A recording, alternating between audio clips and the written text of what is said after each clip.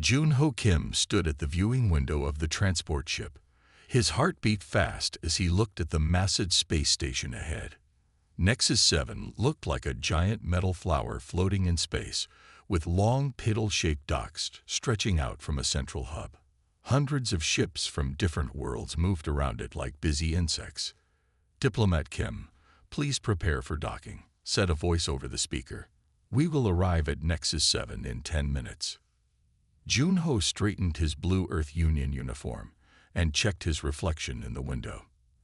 At 28 years old, he was one of the youngest human diplomats ever sent to represent Earth at the Galactic Assembly. His black hair was neatly cut, and his serious eyes showed both excitement and worry. "Don't mess this up," he whispered to himself. 3 billion humans are counting on you." Earth had only discovered faster-than-light travel 3 years ago. The other alien species had been traveling between stars for thousands of years. Many of them thought humans were too primitive to join their group. Jun-Ho's job was to change their minds. The ship docked with a soft bump. When the doors opened, Jun-Ho took a deep breath of the station's air. It smelled clean but strange, with hints of unknown plants and chemicals. A tall, blue-skinned alien with 4 arms waited for him at the dock. "Welcome to Nexus 7, Earth Diplomat Kim," it said in perfect English. "I am Coordinator Zol. I will show you to your quarters." Jun-Ho bowed slightly. "Thank you for the welcome." As they walked through the station, Jun-Ho tried not to stare at the amazing variety of alien life forms. Some had tentacles instead of legs. Others floated in special suits filled with gas. A group of small, furry aliens chattered excitedly as they passed. "The Galactic Assembly has 47 member species," Zol explained. "Earth is the 48th candidate world. You will have 6 months to prove that humans are ready to join." They stopped at a door marked with strange symbols and Earth's flag. "These will be your quarters," Zol said. "You will share them with junior scientist Naya of the Talari Confederation. The Talari are one of our oldest member species." The door slid open to reveal a spacious room with 2 separate sleeping areas. Near the window stood a slender alien figure. She had pale purple skin with iridescent feathers growing where hair would be on a human. Her large, almond-shaped eyes were solid black with no visible pupils. "This is Naya," Zol said. "Naya, this is Earth Diplomat Jun-Ho Kim." The alien girl looked at Jun-Ho with obvious disgust. Her feathers puffed up slightly. "I was told I would have private quarters," she said in a musical voice, "not a shared space with a primitive primate." Jun-Ho kept his face neutral despite the insult. "It's nice to meet you, junior scientist Naya. I look forward to learning about Talari culture." Naya's black eyes narrowed. "The Talari have been traveling space for 50,000 years. We mastered telepathy when your ancestors were still living in caves. What could you possibly teach us?" Zol made an uncomfortable clicking sound. "I will leave you two to get acquainted. Diplomat Kim, the welcome ceremony begins in 3 hours." After Zul left, Jun-Ho began unpacking his few belongings. He could feel Naya watching him. "Your species is still so physical," she said with a sniff. "Always touching things, moving things with your hands. So primitive." Jun-Ho placed a small photo of his family on his desk. "Different doesn't mean primitive," he said calmly. "Just different." Naya made a sound like bells tinkling. It took Jun-Ho a moment to realize she was laughing at him. "We'll see how different you are when you face the assembly tomorrow," she said. "I bet you won't last a month here." As Jun-Ho organized his things, he knew one thing for certain. Proving humanity's worth to the galaxy was going to be even harder than he expected. Jun-Ho woke up early the next morning. He sat up in his bed and watched Naya. The Talari girl floated a few inches above her sleeping platform. Her feathers gently moved as if touched by a light breeze. Talari did not sleep like humans. They entered a trance state where their minds stayed partly active. Jun-Ho quietly got up and checked the information tablet Earth had given him. He needed to learn about Talari customs before the first assembly meeting. The tablets showed that Teleri evolved from bird-like creatures. They valued mental powers over physical strength. They found touching very offensive unless done by close family. "Are you reading about my species?" Naya's sharp voice made Junho jump. Her black eyes were now open, and she no longer floated. How typical of a primitive. "Studying us like we are animals." "I'm trying to respect your customs," Junho explained. "I don't want to offend anyone by mistake." Naya's feathers flattened against her head. "The best way to not offend is to stay away from us. Humans smell strange and talk too loudly." Junho took a deep breath. "The welcome ceremony is in 1 hour. Could you tell me what I should expect?" For a moment, Naya seemed to consider the question. Then her face showed a small smile. "You should bow very low to each council member," she said, "and touch your hand to their face. This shows respect." Junho frowned. This advice didn't match what his tablet said. In fact, touching an elder Teleri's face would be deeply insulting. "Thank you," he said, not showing that he knew she was lying. "I'll keep that in mind." Naya looked surprised, then annoyed that her trick hadn't worked. An hour later, they arrived at the Great Hall. The room was enormous, with seats for hundreds of different alien species. Some seats were filled with water. Others had special gravity settings. The center of the room held a round table where the 7 High Council members sat. Junho noticed another human across the room. She wore the same blue uniform and waved at him. It was Ji-young Park, the senior Earth diplomat. She walked over to him. "Diplomat Kim, welcome to Nexus 7, she said with a warm smile. "How was your first night?" Before Junho could answer, Nada stepped forward. "Your junior diplomat is very curious about Teleri customs," she said sweetly. "I've been teaching him." Ji-young's smile became stiff. "How kind of you, junior scientist Naya. I hope you've been accurate in your teachings." Naya's feathers puffed slightly. "Of course, we Teleri never lie." After Naya walked away, Ji-young whispered to Junho, "Be careful with her. The Teleri see themselves as the most advanced species here. They think humans are barely better than animals." "I noticed," Junho said. "She told me to touch the council members' faces as a greeting." Ji-young's eyes widened. "That would be a terrible insult. You'd be sent home immediately." "I know," Junho said. "My tablet warned me. Why would she try to trick me like that?" "Some of the older species enjoy watching new members make mistakes," Ji-young explained. "They think it proves we don't belong here. Ambassador Taro, the Teleri leader, has been especially vocal against humans joining." The lights dimmed, and a bell sounded. All aliens took their places. "The ceremony is starting," Ji-young said. A week passed on Nexus 7. Junho tried to learn the complex rules of the Galactic Assembly. He attended meetings, studied alien customs, and wrote reports for Earth. Despite Naya's trick at the welcome ceremony, he had done well so far. One night, Junho woke up feeling strange. His head hurt, and he felt confused. The room seemed to spin around him. He looked over and saw Naya sitting cross-legged on her sleeping platform. Her eyes were open, and she stared directly at him. "Is something wrong?" he asked, rubbing his temples. "Nothing is wrong with me," Naya said.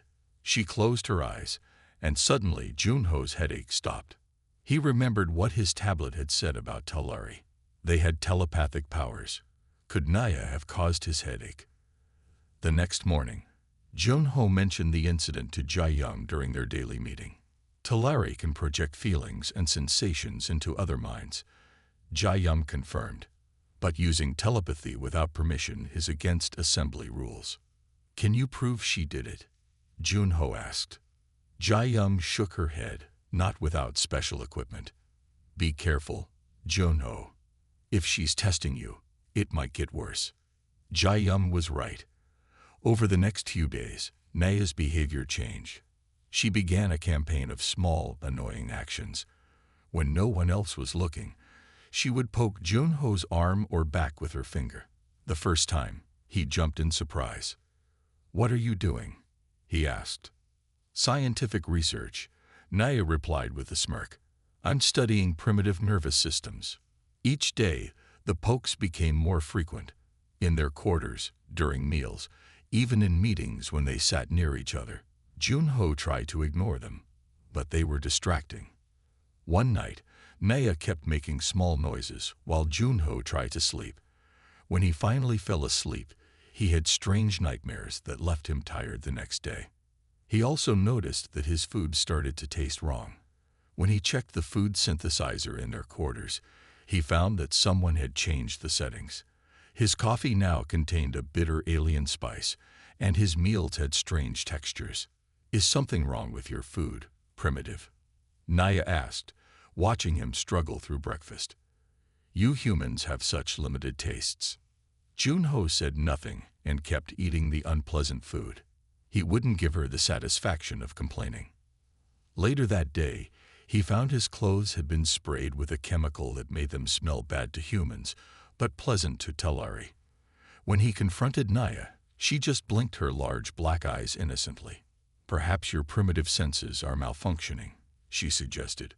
During an important meeting about trade routes, Naya sat behind Junho. Throughout the 3-hour session, she repeatedly poked his back with a stylus. Each time, he tried not to react, but his concentration suffered. "Diplomat Kim, you seem distracted," noted a senior council member. "Do human attention spans not last more than a few minutes?" Junho apologized and forced himself to focus despite the constant poking. That evening, Junho found Ji Young in the station's garden area. "Naya won't stop bothering me," he admitted. "She pokes me, disrupts my sleep, and tampers with my food." Ji Young looked concerned. "She's trying to make you react angrily. If you lose your temper, it will prove to the assembly that humans are too emotional and primitive." "What should I do?" Junho asked. "Stay calm.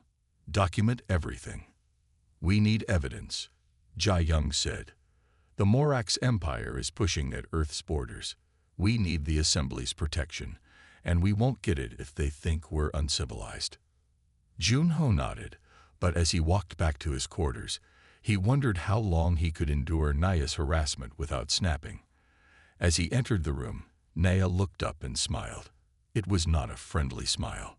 "Hello, Primitive," she said, ready for another educational evening. 2 weeks had passed since Junho arrived on Nexus 7. Today was the most important day yet. Earth would formally ask the Galactic Assembly for protection against the Morax Empire. Reports from the edge of human space showed Morax ships moving closer to Earth colonies. Junho prepared carefully for the meeting. He wore his best uniform and reviewed his notes one last time. His eyes had dark circles under them from lack of sleep. Naya's nightly disturbances had gotten worse. "You look terrible," Ji Young said when they met outside the Great Hall. "Are you sleeping at all?" "Not much," Junho admitted. "But I'm ready for today's meeting." Ji Young lowered her voice. "Ambassador Taro has been talking to other species. He's telling them that humans are too aggressive to join the assembly. He says we'll bring war with the Morax." Junho frowned. "That's not fair. The Morax attacked our colony ships first." "I know," Ji Young said, "but some members believe him. We need to be perfect today." They entered the Great Hall and took their seats. Junho noticed Naya sitting nearby with Ambassador Taro. The older Talari had silver feathers and cold eyes that studied Junho like he was an insect. The meeting began. Representatives from different worlds spoke about trade, scientific discoveries, and border disputes. Finally, it was Earth's turn. Ji Young stood and walked to the center of the hall. Her voice was strong as she described the Morax threat and asked for the assembly's help. Several members nodded in agreement. Then Ambassador Taro rose. "That honored representative from Earth makes a compelling case," he said smoothly. "But we must ask, why are the Morax interested in Earth? Perhaps because humans are naturally aggressive. We have studied Earth's history. You have fought many wars among yourselves." Murmurs spread through the hall. Junho felt his face grow hot. Earth's violent history was no secret, but all intelligent species had violent pasts. Perhaps, Taro continued, we should hear from one who has observed humans closely. Junior scientist Naya, please share your experiences. Naya stood gracefully. Thank you, Ambassador. I have lived with a human for 2 weeks now. I have found the experience educational. Her black eyes fixed on Junho. Humans are physically oriented beings. They lack the mental discipline of more advanced species. They are quick to anger and slow to understand complex ideas. Junho felt a sharp poke in his back. Naya had moved to stand behind him, hidden from the council's view. She continued poking him as she spoke. When faced with challenges, humans become frustrated. They are ruled by emotions rather than logic, she said, poking him harder. Junho kept his face calm despite the irritation. He would not react. I believe, Naya concluded, that humans need more time to develop before joining our assembly, perhaps another century or 2. Several council members nodded in agreement. Junho's heart sank. The head counselor, a tall blue alien, stood up. We will consider Earth's request for protection. However, we need more time to evaluate humanity's readiness for full membership. This matter will be discussed again in 1 month. After the meeting, Jae-young looked defeated. They're delaying, she said. Earth can't wait a month. The Morax will attack before then. I'm sorry, Junho said. Naya was trying to make me lose my temper during her speech. It's not your fault, Jae-young assured him. But we need to change some minds, fast. Many species respect Ambassador Taro. If he's against us, then I need to prove him wrong, Junho finished. I need to show everyone that humans belong here. As he walked back to his quarters, Junho felt determined. He wouldn't let Naya win. But when he opened the door, she was waiting with a cruel smile. Poor primitive, she said. Your species will never be part of the assembly. Not while I have anything to say about it. 3 days after the failed meeting, Earth sent alarming news. Morax ships had been spotted near the Jupiter outpost. They were getting closer to Earth. Time was running out. Jae-young called an emergency session of the assembly. This was Earth's last chance to get help before the Morax attacked. We need to be perfect today, Jae-young told Junho as they prepared. No mistakes. Junho nodded. He hadn't slept in 2 days. Naya had made sure of that. His head ached from her mental attacks, and his back was sore from all her poking. But he would not show weakness. The emergency session began. The Great Hall was packed with representatives from all 47 member species. Jae-young presented new evidence of Morax movements near Earth. The Morax will attack within 2 weeks, she said. Earth needs the Assembly's protection now. Several friendly species voiced their support. For the first time, Junho felt hopeful. Even Ambassador Taro seemed less hostile than before. Then it was Junho's turn to speak. He stood and walked to the center of the hall. He had practiced his speech many times. It was simple but powerful. He would tell the Assembly why humans deserved their help. Honored members of the Galactic Assembly, he began. Earth may be new to space travel, but he felt a sharp pain in his side. Naya had slipped into the seat behind him. She held a ceremonial stylus with a sharp point. She poked him again, harder this time. Junho tried to ignore her and continue. Humans have much to offer the Assembly. We err. Another poke, this time between his ribs. He lost his train of thought. We are adaptable, he continued, fighting to stay focused. We solve problems in new ways. Naya leaned forward and whispered, like the problem of extinction. That's what will happen to your species when the Morax come. As she spoke, she projected images directly into his mind. Earth burning. Human colonies destroyed. It wasn't real, but it felt real. Junho stumbled over his words. The council members exchanged concerned looks. He was failing when Earth needed him most. Perhaps Diplomat Kim is unwell, Ambassador Taro suggested. This seems to confirm my concerns about human stability. The head counselor nodded. I believe we have heard enough. The Assembly will discuss this matter privately and inform Earth of our decision tomorrow. Junho returned to his seat, devastated. He had failed.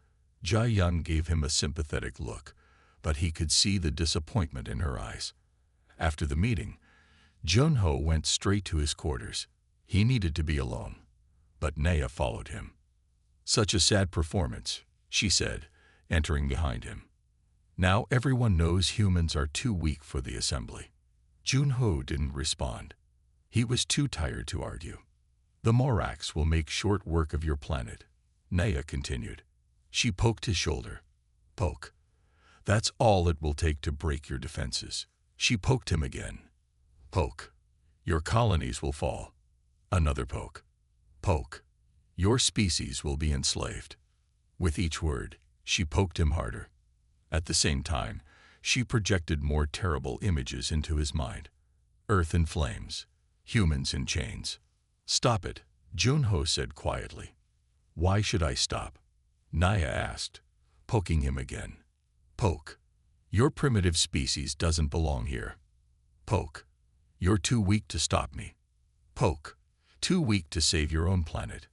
Something snapped inside Junho. 3 weeks of constant harassment. The failure at the Assembly. The threat to Earth. It was too much. When Maya reached to poke him again, he spun around, grabbed her arm, and did something no human had ever done to a Talari before. He bit her. His teeth clamped down on her purple forearm, not hard enough to break skin, but firmly enough to leave a mark. Naya froze, her black eyes wide with shock. Time seemed to stop in the small room. Junho released Naya's arm and stepped back. A perfect ring of teeth marks showed on her purple skin. The mark wasn't deep, but it was clearly visible. Naya stared at the bite mark. Then she looked at Junho. For the first time since they met, she seemed unable to speak. Her feathers lay completely flat against her head, a sign of extreme shock in Talari. You bit me, she finally whispered. Her musical voice had lost all its confidence. Junho took a deep breath. Yes, I did. And I'd do it again if you don't stop harassing me. Naya backed away until she hit the wall. Biting is what our ancient predators did, she said. Her voice trembled. No intelligent species bites. Junho stepped forward. Then don't push an intelligent species to its limits. Something even stranger happened then. Naya's black eyes widened, and she put her hands to her head. I can't hear you, she said. What do you mean? Junho asked. Your mind. I can't hear your mind anymore. Naya sounded truly frightened now. It's silent, like a void. Junho realized what had happened. Every human knew that intense emotion could trigger their natural mental shields. Earth's government had kept this ability secret from the other species. It was humanity's one advantage in a galaxy full of telepaths. Stay away from me, Naya said. She slid along the wall toward the door. Ambassador Taro will hear about this savage attack. After she left, Junho sat heavily on his bed. He had lost control. He had bitten an alien diplomat. His career was probably over. Earth would lose its chance for protection. He called Jia-young on his communicator and told her what happened. You bit her. Jia-young sounded shocked. Why would you do that? I couldn't take it anymore, Junho admitted. The poking, the mental attacks, the sabotage. I snapped. Jia-young was quiet for a moment. This is serious. Talari consider physical contact a major offense. But her voice changed. Did you say she can't read your mind now? Yes. She seemed scared by that. Interesting. Jia-young sounded thoughtful. Did you record any of her harassment? Yes. My diplomatic implant records everything. Good. Don't talk to anyone else. Get some sleep if you can. I'll handle this. The next morning, Junho was called to a private meeting with the head counselor. Jia-young was already there, So were Ambassador Taro and Naya. The young Talari kept as far from Junho as possible. Diplomat Kim, the head counselor, said, "Junior scientist Naya has lodged a serious complaint against you. She claims you physically attacked her without provocation." Ambassador Taro stepped forward. His silver feathers were puffed in anger. "This proves what I have said all along. Humans are violent and primitive. They have no place in the assembly." Jia spoke calmly. "Before judgment is passed, I believe the council should review Diplomat Kim's recording of the incident." The head counselor nodded. "A reasonable request." Junho handed over his diplomatic implant. The device projected a holographic record of the last 3 weeks. It showed every poke, every mental attack, every act of sabotage. The head counselor watched in silence. When the recording ended, showing Naya's final taunting and Junho's bite, the room was quiet. Ambassador Taro's feathers had flattened in shame. "I was not aware of these actions," he said, looking at Naya. "This behavior violates our most basic diplomatic protocols." The head counselor turned to Naya. "Junior scientist, do you deny these events?" Naya stared at the floor. "No," she whispered, "but he bit me. And now I cannot read his mind. It's unnatural."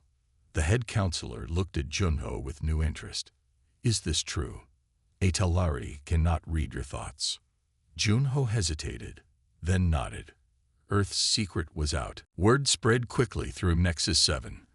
The quiet human diplomat had bitten a Talari and somehow blocked her telepathy. Species that had ignored Junho now watched him with new interest when he walked by. The head counselor called an emergency meeting of the full assembly. All 47 member species attended, along with the Earth representatives. The great hall buzzed with excited conversations. When the head counselor raised his 4 blue hands for silence, the room immediately quieted. "We face an unusual situation," he announced. "Junior scientist Naya of the Talari has violated diplomatic protocols by harassing Earth diplomat Kim. For this, the Talari Confederation will issue a formal apology." Ambassador Taro stepped forward. His silver feathers were still flacked with shame. "The Talari deeply regret this incident. Such behavior does not represent our values. Junior scientist Naya will return to our homeworld for re-education." Naya stood in a corner, her head bowed low. She looked smaller somehow, less confident. The head counselor continued, "But we also learned something remarkable. Humans possess natural shields against telepathic intrusion. This ability was not disclosed when Earth applied for membership." Jia stood up. "Honored counselor, Earth did not hide this ability to deceive the assembly. We kept it private for our protection, as a new species among many advanced civilizations. Many of your members have not shared all their biological capabilities either." Murmurs of agreement spread through the hall. It was true. Most species kept some secrets. The head counselor nodded. "This is a valid point. However, this ability is noteworthy. No other known species can block Talari telepathy so completely." A reptilian representative from the Duraxian Federation spoke up. "The Talari have used their mental powers to dominate assembly politics for centuries. A species immune to their influence would create better balance." More supportive comments followed. Species that had been silent about Earth now spoke in favor of human membership. The tide was turning. Ambassador Taro looked troubled. "We must consider the implications carefully. If humans can shield their thoughts, how can we trust their intentions?" Jia responded calmly. "The same way we trust any species, through our actions, not our thoughts. Earth has been open about our desire for peaceful relations." The debate continued for hours. Finally, the head counselor called for a vote. The assembly will now decide 2 matters. First, should Earth receive protection against Morak's aggression? The vote was overwhelmingly positive. Only 3 species voted against. Second, should Earth be granted provisional membership in the Galactic Assembly, with full membership to be decided in 1 year? Again, the majority voted yes. Junho could hardly believe it. After everything that had happened, Earth had achieved its goals. After the meeting, species that had never spoken to him approached Junho with questions and invitations. The Diraxians invited him to a diplomatic dinner. The gas-breathing Hevlins wanted to establish trade agreements. As he was speaking with a group of diplomats, Junho noticed Naya watching him from across the room. She no longer looked angry or superior. Instead, she seemed curious. Ambassador Taro approached Junho. "Diplomat Kim, I must personally apologize for Naya's behavior. The Talari pride ourselves on perfect adherence to rules. Her actions have embarrassed our entire species." "I understand," Junho said, "and I apologize for biting her." It was not a diplomatic response. Taro made a musical sound that might have been a laugh. Perhaps not diplomatic, but effective. It has been many generations since a Talari met a being they could not mentally read. It is humbling. As Taro walked away, Ji-young joined Junho. "You've become quite popular," she said with a smile. "I just want to help Earth," Junho replied. "And you have. The Assembly will send ships to warn off the Morax. And now every species knows not to underestimate humans." She looked at Naya across the room. "Even the Talari." Junho followed her gaze. For a brief moment, his eyes met Naya's. The young Talari quickly looked away, but not before Junho saw something unexpected in her expression. It wasn't hatred, it was respect. 3 days after the assembly vote, Junho returned to his quarters to find Naya waiting for him. She stood stiffly by the window, her feathers smoothed down in a formal position. She was supposed to leave for the Talari homeworld the next day. "Diplomat Kim," she said, her voice softer than he had ever heard it. "May I speak with you?" Junho nodded cautiously. "Of course. I have come to apologize." Each word seemed difficult for her. "My behavior was inappropriate." "Yes, it was," Junho said simply. Naya's feathers twitched slightly. "You are not making this easy." "Was it easy when you poked me for 3 weeks straight?" Her black eyes blinked rapidly. "I deserve that. But there is something you should know. Something about why I acted that way." Junho sat down and gestured for her to continue. "The Talari have ancient stories," Naya began. "Stories about predators who hunted us before we developed civilization. They were called the Silent Ones. They could shield their minds from our telepathy. They were the only creatures who could sneak up on us.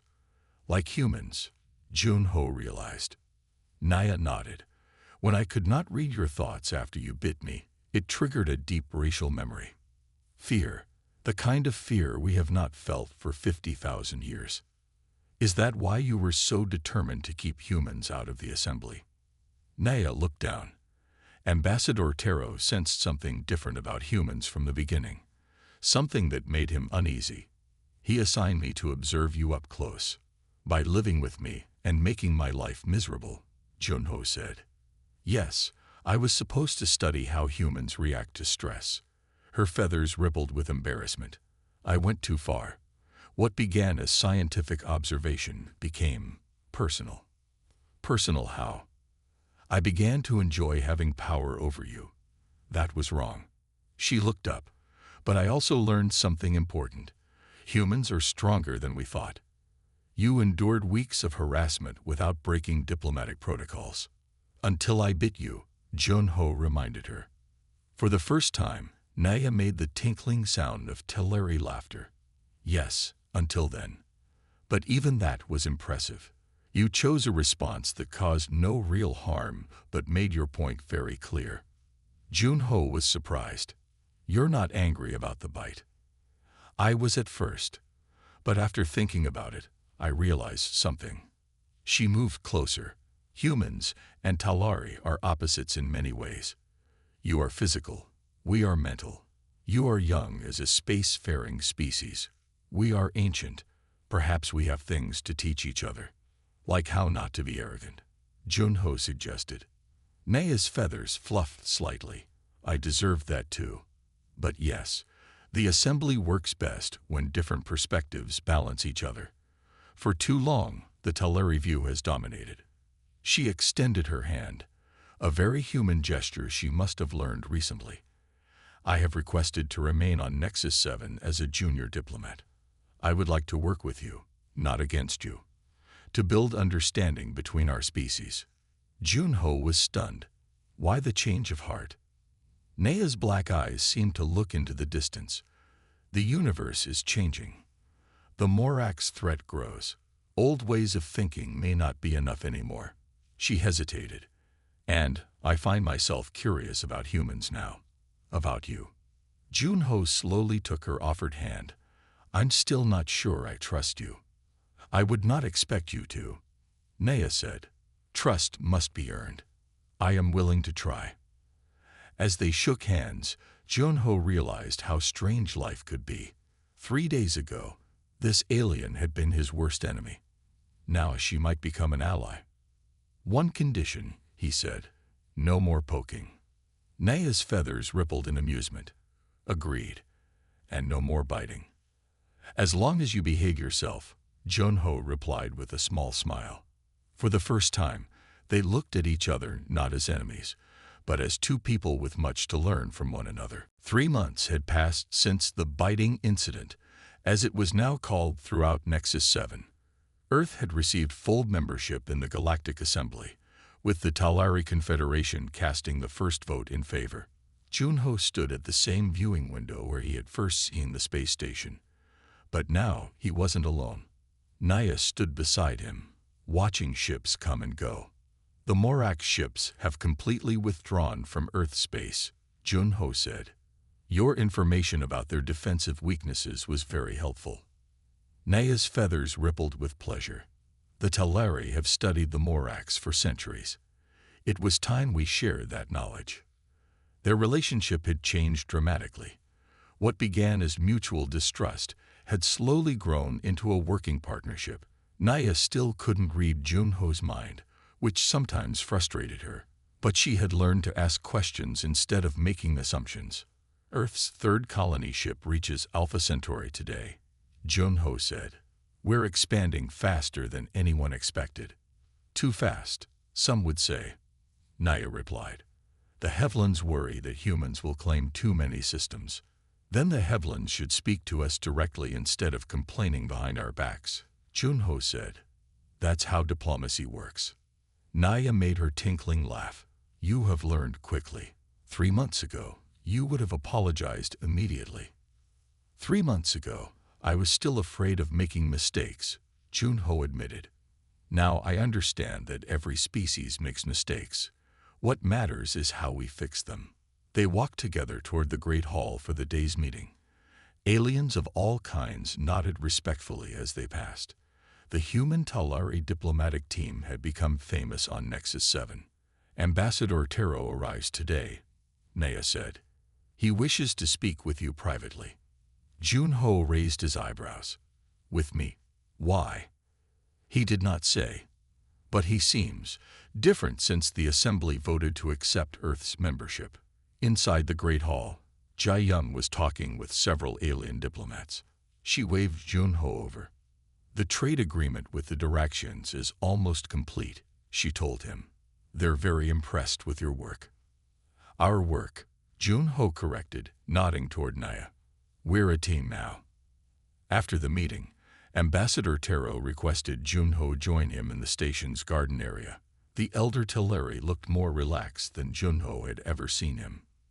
Diplomat Kim, Tero said, I wish to share something with you, something few non-Talari know.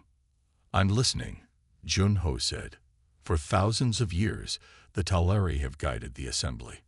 Our telepathic abilities let us know what other species truly wanted. Tero's silver feathers moved gently. We believe this made us natural leaders. But perhaps it made us too controlling. Why tell me this? Because humans are changing the Assembly. Your immunity to our telepathy means we must actually talk to you, not simply read your thoughts. It is refreshing. Junho smiled. Communication works better when both sides participate fully. Indeed, Tero agreed. The Assembly has become more balanced with Earth's inclusion. More honest, perhaps. Later, Junho told Jia Young about the conversation. Ambassador Taro said that. Jia Young seemed surprised. He was our biggest opponent 3 months ago. People change, Junho said. Even aliens. Jia Young laughed, especially after someone bites them. Your little dental diplomacy has become famous, you know. Some call it the bite that united. Junho groaned. Please tell me that's not in the official records. It absolutely is, Naya said, joining them. Her feathers were puffed with amusement. Future diplomats will study the human who bit his way into galactic politics. Junho shook his head, but he was smiling. That's not exactly how I wanted to be remembered. Perhaps not, Naya said more seriously. But it taught the assembly something important. Humans respect others and follow rules, but push them too far. She rubbed her arm where the bite mark had long since faded, and they show their teeth. Is that a bad thing? Junho asked. Naya looked out at the stars. I think it's exactly what the galaxy needed. A reminder that respect is earned, not demanded, even for species as old as mine. As they stood together watching the endless stars, Junho realized that humanity had found its place in the cosmos, not through perfect diplomacy or advanced technology, but through something more basic, standing up for themselves while remaining open to friendship. Sometimes showing your teeth was the first step toward genuine respect.